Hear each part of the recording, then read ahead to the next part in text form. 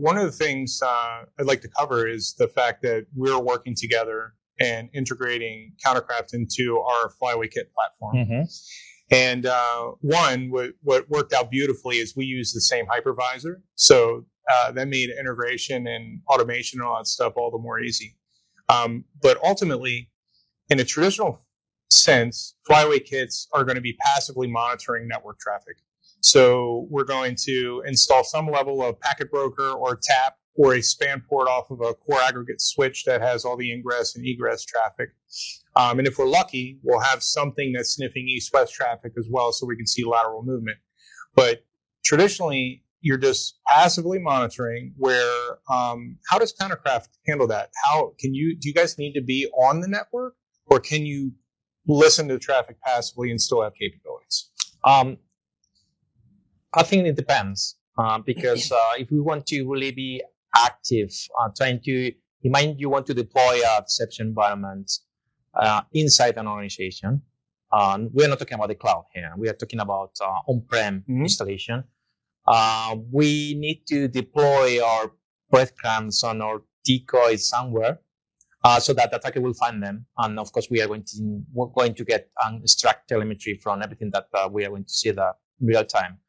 So working in passive mode is something that we can get the telemetry from the decoys and the breadcrumbs that are being deployed in the internal network. But we need to deploy something actively inside the network. Okay. Because if not, the attacker won't be able to find us. I mean, it's impossible for the attacker to see us.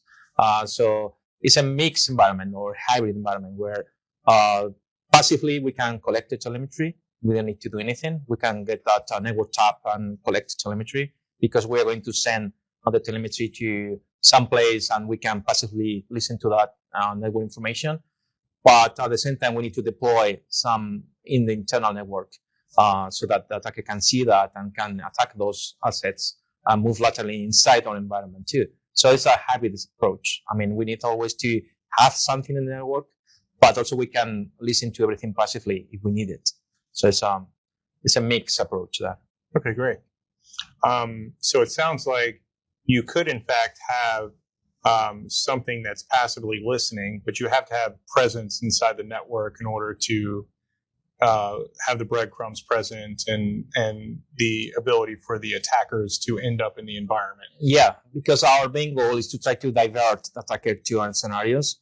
And in order to divert them, they need to see something and needs to be in the network. It needs to feel real. Yes. They need to feel like they're hitting that pot of gold, right? Yes. Okay. And then as we are creating this, sometimes I call it the reverse capture the flag game.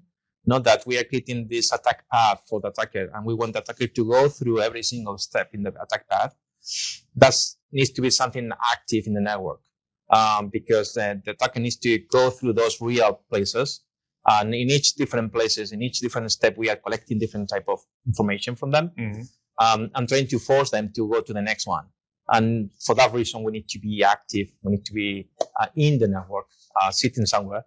But the telemetry can be collected passively. That would be also another approach. Yeah, so I think that from our kit's perspective, we have our traditional utilization, but much like the customers and the people trying to protect their environment need to have a mentality shift, perhaps FlywayKit should be giving a second thought on how they're architect as well. So perhaps, we obviously have firewalls and routing and stuff built into our platform, and we have multiple ports on the back of our platform that can be leveraged. Perhaps the CounterCraft environment is going to have that connective tissue to the network and be active while our passive side of the house is collecting and receiving information. Yeah. So it sounds to me like it's exceptionally easy to integrate and make it as effective as possible while keeping it separate from the traditional stack of what a FlywayKit. I think that's the right approach, because also you mentioned you want to add another capability that is automated pen testing. So I guess that's a similar issue, that got to be online as well. Needs to be online because you need to scan, you need to do the pen testing in the real network. Yep. And you cannot do that passively. No, you need to be in the network scanning or trying to attack entire assets. So that's I think that having those two nodes, one that is the classic Flyware passive kit, and another that is sitting in the network. and can scan, can do deception, can do all the stuff, and you need to be more active. I think that would be a very good approach, because you have the best of both worlds together. That's a good thought, and that begs the question: what kind of resource is necessary to run CounterCraft? Are we talking about supercomputers? Are we talking about small form factor?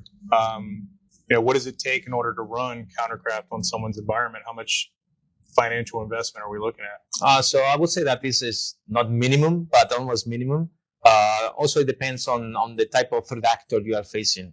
If you are more worried about insiders that are not very advanced, you don't need to create very advanced deception campaigns. It can be something simple, and for that you don't need to have a lot of hardware requirements, or you don't need to invest a lot in terms of requirements.